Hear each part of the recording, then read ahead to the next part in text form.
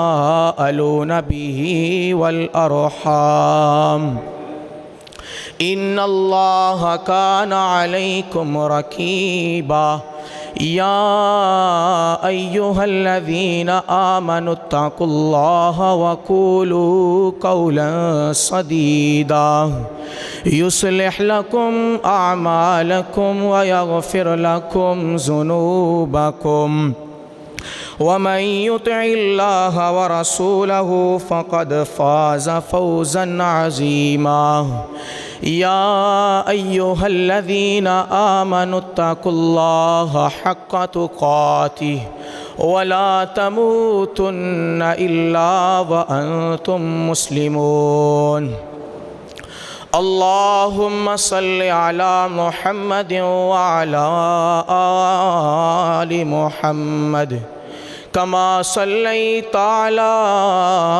إبراهيم وعلى آل إبراهيم إنك حميد مجيد اللهم بارك على محمد وعلى آل محمد كما باركت على إبراهيم وعلى آل إبراهيم إنك حميد مجيد رب اشرح لي صدري ويسر لي أمري واحلل عقدة من لساني يفقهوا قولي اللهم انفعني بما علمتني وعلمني ما ينفعني وزدني علما رب زدني علما رب زدني علما رب زدني عملا وفهما أعوذ بالله السميع العليم من الشيطان الرجيم بسم الله الرحمن الرحيم إن الذين قالوا ربنا الله ثم استقاموا فلا خوف عليهم ولا هم يحزنون أولئك أصحاب الجنة خالدين فيها جزاء بما كانوا يعملون۔ ہر قسم کی حمد و ثنا کے بعد اللہ وحدہ لا شریک کی ذات پاک ہے۔ درود و سلام امام الانبیاء جناب محمد الرسول اللہ صلی اللہ علیہ وآلہ وسلم پر بے شمار ہوں۔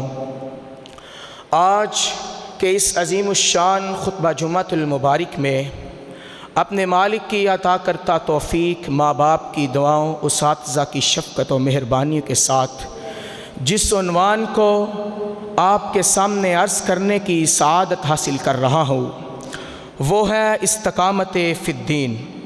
یہ جو آیت میں نے آپ کے سامنے پڑھی ہے اس میں اللہ تعالیٰ نے ان لوگوں کا ذکر کیا ہے جنہوں نے اپنی زبان سے رب تعالیٰ کے رب ہونے کا یعنی اللہ تعالیٰ کی توحید کو اقرار کیا اور پھر اس پر مضبوط ہو گئے، اور اللہ تعالیٰ نے فرمایا یہ لوگ جنتی ہیں، قیامت والے دن ان کو کسی قسم کی پریشانی کا سامنا کرنا نہیں پڑے گا اور یہ لوگ جنت میں ہمیشہ ہمیشہ رہیں گے۔ ایک آدمی نے رسول اکرم صلی اللہ علیہ وآلہ وسلم سے پوچھا، یا رسول اللہ مجھے اسلام کا کوئی ایسا مرتبہ بتائیے کہ پھر مجھے کسی اور سے دریافت کرنے کی ضرورت نہ پڑے۔ رسول اکرم صلی اللہ علیہ وآلہ وسلم نے جواب دیا، زبان سے اللہ تعالیٰ کی توحید کا اقرار کر اور پھر اس پر جم جا، یعنی کہ توحید کا پکا ہونے کے باوجود اگر تجھے کوئی بھی مصیبت مشکل کا سامنا کرنا پڑے تو پھر بھی توحید سے منہ نہ پھیری۔ صحابہ اکرام رضوان اللہ علیہم اجمعین نے توحید باری تعالیٰ کو قبول کر کے تکلیف برداشت کی لیکن توحید کو نہ چھوڑا۔ کفار نے صحابہ اکرام رضوان اللہ علیہم اجمعین کے ایمان سے کو متزیل کرنے کے لیے ہر قسم کی سخت تکالیف تھیں، لیکن صحابہ کرام نے ہر تکلیف کا سامنا ڈٹ کر کیا، لیکن اپنے دل میں توحید کو نہ چھوڑا۔ حضرت خبیب رضی اللہ تعالی عنہ نے ایک دفعہ رسول اکرم صلی اللہ علیہ وآلہ وسلم سے کہا، یا رسول اللہ، آپ ہماری امداد کے لیے اللہ تعالیٰ سے دعا کیوں نہیں کرتے؟ نبی کریم صلی اللہ علیہ وآلہ وسلم نے کہا، اے خبیب، تم ابھی سے ہی دل چھوڑنے لگ پڑے ہو۔ تم سے اگلے جو معاہد تھے ان کو پکڑ کر ان کے سر پر آرے رکھ کر ان کے 2 ٹکڑے کر دیے جاتے، ان کو زندہ گاڑ دیا جاتا، ان کے ٹکڑے کر دیے جاتے، حتیٰ کہ لوہے کی کنگھیوں کے ساتھ ان کے جسم کے بوٹیوں کو نوچ لیا جاتا۔ فرعون کی بیوی حضرت آسیہ نے جب توحید کو تسلیم کیا، موسیٰ علیہ السلام کے دین کو چنا، تو فرعون نے غصے میں لال پیلا ہو گیا۔ اس نے بیوی کو بلا کر کہا کہ دیکھو، تم میری بیوی ہو، تم پر فرض ہے کہ میرا حکم مانو۔ میں تمہیں حکم دیتا ہوں کہ موسیٰ کے رب کو چھوڑ دو، انا ربکم الاعلی، میرے رب ہونے کو تسلیم کرو، میری ربوبیت کو تسلیم کرو۔ تو آگے سے آسیہ نے جواب دیا کہ تم جو مرضی کر لو، میں نے موسیٰ کے رب کو تسلیم کر لیا ہے، میں آج کے بعد اس کی ہی عبادت کروں گی، میں کسی اور کی عبادت نہیں کروں گی۔ اس ظالم نے حضرت آسیہ علیہ السلام کے سارے جسم پر لوہے کی مکھیں گاڑ دی اور کہا، جب تک تم موسیٰ کے دین کو نہ چھوڑے گی تمہیں آزاد نہیں کیا جائے گا۔ حضرت آسیہ نے اللہ تعالیٰ سے دعا کی، اذ قالت رب ابن لی عندک بیتا فی الجنہ ونجنی من فرعون وعملہ ونجنی من القوم الظالمین۔ اے اللہ، مجھے ان ظالموں سے نجات دے، اپنے پاس بلا لے، مجھے دنیا کی کوئی ضرورت نہیں۔ حضرت آسیہ نے اپنی جان اللہ تعالیٰ کے رستے میں قربان کر دی، لیکن توحید کو نہ چھوڑا۔ یہ ہے ان الذین قالوا ربنا اللہ ثم استقاموا فلا خوف علیہم ولا هم یحزنون، کہ جنہوں نے سچے دل سے اللہ تعالیٰ کی توحید کو اقرار کیا، چاہے ان پر جون سی مرضی طاقت بھی آ جائے، ان کے ایمان کو ڈگمگا نہ سکی۔ نبی السلام کے سچے صحابہ اکرام رضوان اللہ علیہم اجمعین کو اللہ تعالیٰ کے رب کہنے کے جرم میں سخت تکالیف دی گئیں، سخت سے سخت تکالیف کا سامنا کرنا پڑا۔ حضرت ابو فقیہ رضی اللہ تعالی عنہ کے پاؤں میں رسی باندھ کر پتھریلی زمین پر گھسیٹا جاتا، خبیب بن عارت کے سر کے بال کھینچے جاتے، گردن مروڑ دی جاتی، کوڑوں کے کوڑے مارے جاتے، آنکھ کے انگاروں کے اوپر لٹا دیا جاتا، لونڈیوں کو ان کے غلام سنگ دل آقا انتہائی وحشانہ سزائیں دیتے۔ حضرت عثمان کے اسلام لانے کی خبر ان کے چچا کو پہنچی تو ان کو کھجور کی صف میں لپیٹ دیا۔ میں عرض یہ کہ صحابہ کرام نے تمام تکالیف کو برداشت کی، لیکن اللہ تعالیٰ کی توحید کو نہ چھوڑا، تمام تکالیف کو برداشت کرتے رہے، لیکن اللہ تعالیٰ کی توحید کو نہ چھوڑا۔ 2-3 صحابہ کرام رضوان اللہ علیہم اجمعین کے واقعات میں آپ کو سناتا ہوں، آپ اس سے ہی اندازہ لگائیے کہ وہ کتنے ایمان کے پکے تھے۔ حضرت ذوالجدین، جن کا نام عبداللہ تھا، ان کے بچپن ہی میں ان کے باپ فوت ہو گئے، یتیم ہو گئے۔ ان کے چچا نے ان کی پرورش کی، پڑھایا لکھایا، بڑے کیا، جوان ہوئے، ان کو مال، بکریاں، غلام سب کچھ دیا، پہننے کے لیے کپڑے دیے، گھر دیے۔ حضرت عبداللہ نے جب اسلام کا نام سنا تو ان کے دل میں تڑپ سی پیدا ہو گئی، لیکن وہ اپنے چچا سے ڈرتے تھے اور اس ڈر کی وجہ سے اپنے اسلام لانے کو ظاہر نہیں کرتے تھے۔ فتح مکہ کے بعد جب رسول اکرم صلی اللہ علیہ وآلہ وسلم واپس آئے تو عبداللہ نے چچا سے جا کر کہا، چچا جان، مجھے مدت ہو گئی ہے، میں اس بات کا انتظار کر رہا ہوں کہ آپ کب اسلام لائیں۔ آپ کے دل میں ذرہ برابر بھی اسلام کی تمنا پیدا نہیں، ذرہ برابر بھی آپ کے دل میں اسلام کی محبت پیدا نہیں ہوئی، آپ مجھے اجازت دیجئے، میں اسلام قبول کرنا چاہتا ہوں۔ اس پر اس کے چچا نے کہا، اگر تم نے اسلام قبول کیا میں تمہارا سب کچھ لے لوں گا، حتیٰ کہ تمہارے جسم پر کوئی کپڑا رہنے نہیں دوں گا۔ حضرت عبداللہ نے جواب دیا مجھے اس کی کوئی فکر نہیں، مجھے پتہ ہے یہ سب کچھ اسی دنیا میں رہ جانا ہے، میں اپنے نبی کو نہیں چھوڑ سکتا، میں نبی پاک صلی اللہ علیہ وآلہ وسلم کی اطاعت کر کے رہوں گا۔ اس پر ان کو برہنہ حالت پر کر دیا، سارا کچھ لے لیا، مال لے لیے، غلام بکریاں سب کچھ لے لیا، گھر لے لیا، حتیٰ کہ ان کے کپڑے تک اتروا لیے، برہنہ حالت میں ان کو چھوڑ دیا۔ وہ بھاگ کر اپنی ماں کے پاس گئے، جا کر کہنے لگے ماں یہ کیا ہوا؟ ماں نے پوچھا یہ کیا ہے، تم ننگے کیوں کھڑے ہو؟ اس نے کہا ماں میں نے نبی پاک صلی اللہ علیہ وآلہ وسلم کا کلمہ پڑھ رہا ہے، اب میں ان کے پاس روانہ ہونا چاہتا ہوں، مجھے اپنے جسم کو ڈھانپنے کے لیے کوئی کپڑا دے دو۔ ماں نے اندر سے ایک کمبل لا کر دیا، اس کا 2 کپڑے اس کو پھاڑا، ایک اپنے ستر بنایا، دوسرا اپنے اوپر لے لیا، نبی کریم صلی اللہ علیہ وآلہ وسلم کی خدمت میں جا پہنچا۔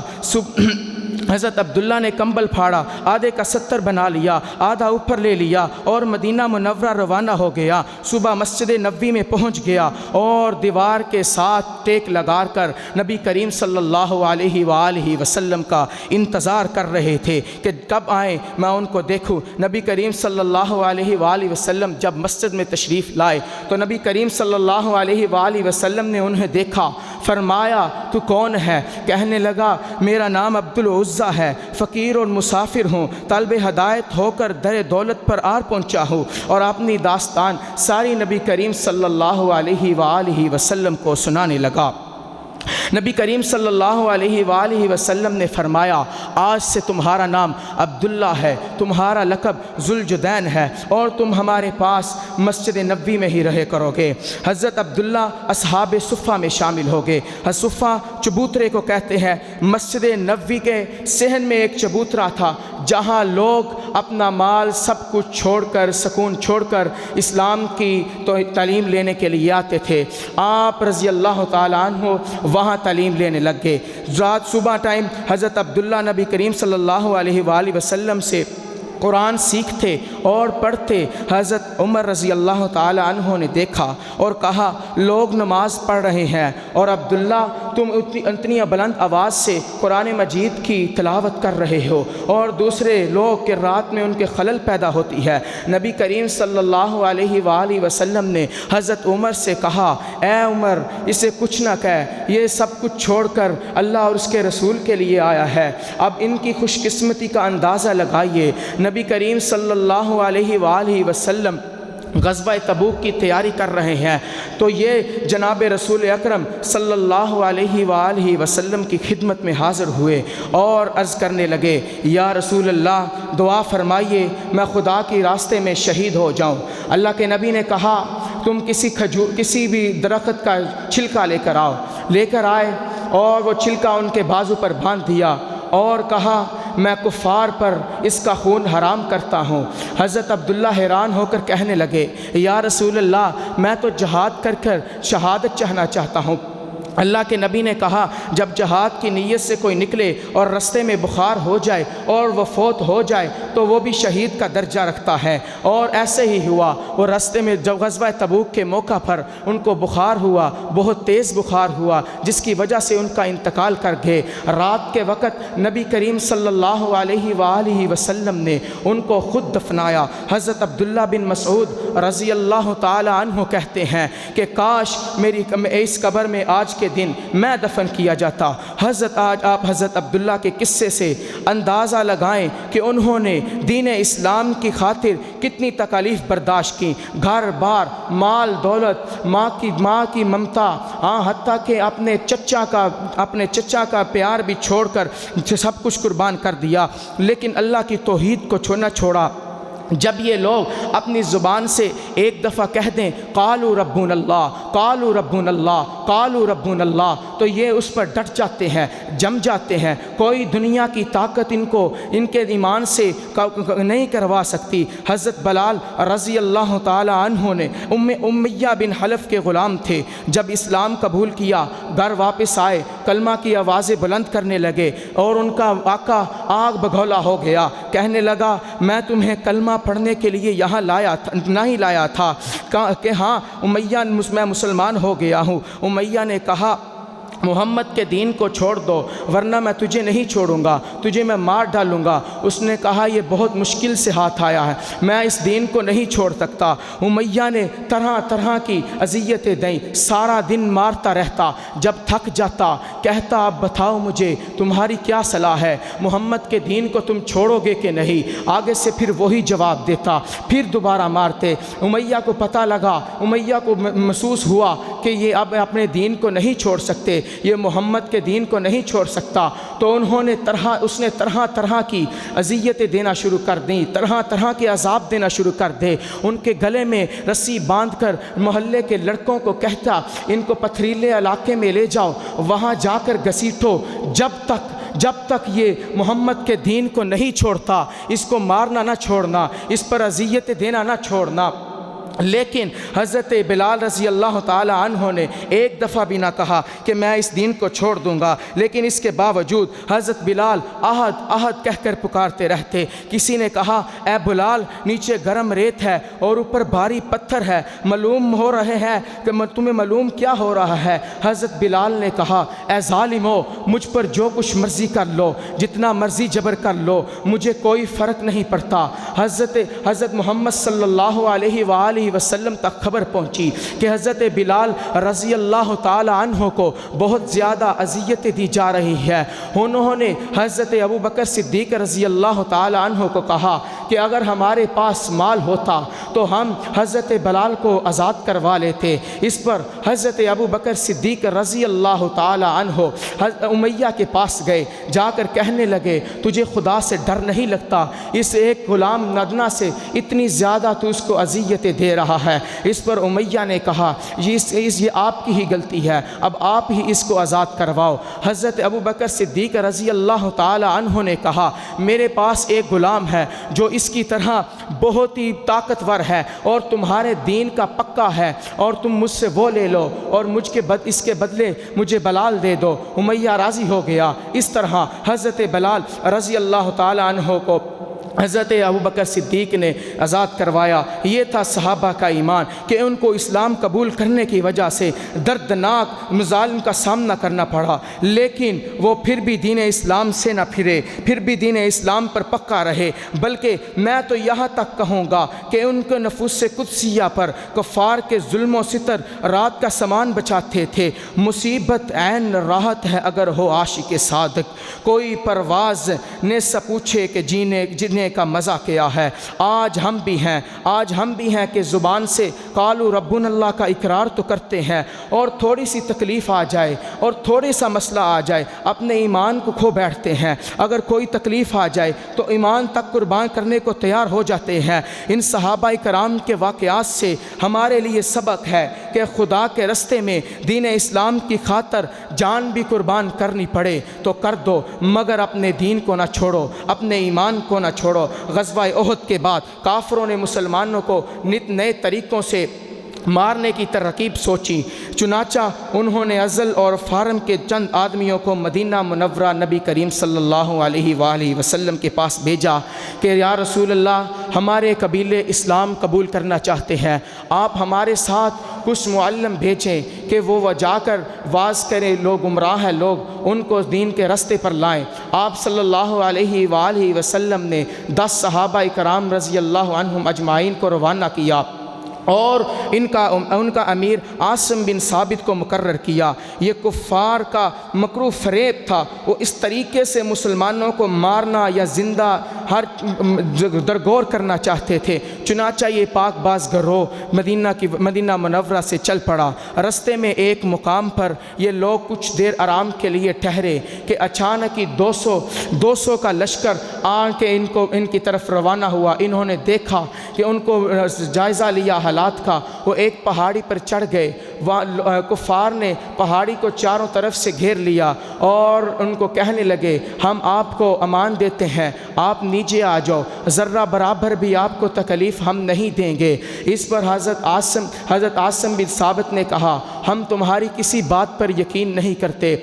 ہم اللہ تعالیٰ کی راہ میں شہید ہونا قربان کرتے ہیں، مگر نہ ہم اپنے ایمان کو چھوڑ سکتے ہیں، نہ ہم تم نیچے آ سکتے ہیں۔ اس پر انہوں نے مقابلہ شروع کر دیا اور 8 صحابہ کرام رضوان اللہ علیہم اجمعین شہید ہو گئے، اور ان میں ان کا امیر عاصم بن ثابت بھی تھا۔ جب ان کو معلوم ہوا کہ میری شہادت قریب ہے تو انہوں نے رب تعالیٰ سے دعا کی، اے اللہ میں نے تیرے دین کو تسلیم کیا، اب میں مرنے والا ہوں، شہادت نوش کرنے والا ہوں، میں تجھ سے آخری دعا کرتا ہوں کہ میرے بدن کو ان کافروں کے ہاتھ نہ لگنے دینا، یہ ناپاک میرے جسم کو نہ چھوئے۔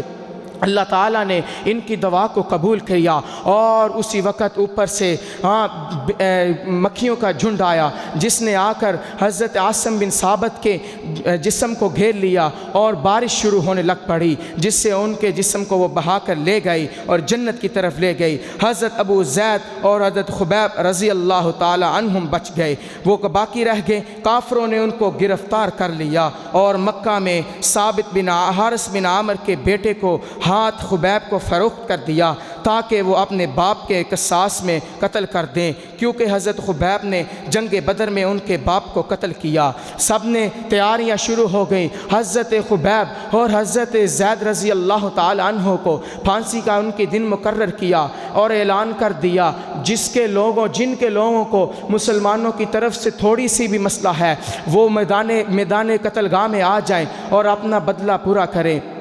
پھانسی پر چڑھانے لگے اور کہا سب لوگ ایک ایک کر آئے اور ان سے اپنا بدلہ لے۔ ایک خبیث آدمی میرے حضرت خبیب رضی اللہ تعالی عنہ کے جگر پر نیزہ مارتا ہے اور کہتا ہے کہ اب تم تو سوچتا ہوگا کہ میری جگہ حضرت محمد ہو صلی اللہ علیہ وآلہ وسلم ہو اور میں یہاں سے رہائی پا جاؤں۔ اس پر حضرت خبیب رضی اللہ تعالی عنہم اجمعین رضی اللہ تعالی عنہ نے بہت ہی جذبات میں جواب دیا کہ تم ان کو سولی پر لٹکانے کی بات کرتے ہو، میں تو یہ بھی برداشت نہیں کرتا کہ میرے نبی صلی اللہ علیہ وآلہ وسلم کے پاؤں میں کانٹا چبھے۔ ان لوگوں نے اللہ کے دین کے لیے اپنی زندگیاں وقف کر دیں۔ اللہ تعالیٰ سے دعا ہے کہ اللہ تعالیٰ ہم سب کو بھی اس طرح بننے کی توفیق دے، اپنے ایمان کو پختہ رکھنے کی توفیق دے۔ وما علینا الا البلاغ المبین۔